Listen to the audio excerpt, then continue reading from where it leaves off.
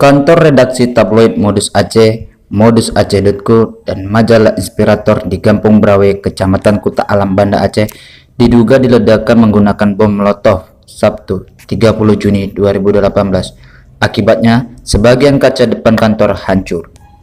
Kejadian itu diketahui Sabtu pagi atau sekitar pukul 9 WIB setelah sejumlah karyawan masuk kantor. Untungnya dalam kejadian tersebut tidak ada korban jiwa. Pantauan media, sejumlah polisi dari unit Inafis Polresta Banda Aceh terus melakukan penyidik dan penyelidikan terkait penyebab pasti kejadian tersebut.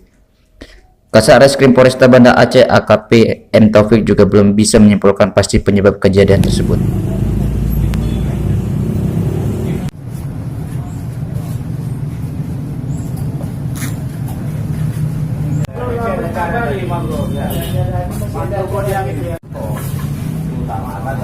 Utamakan tapi yang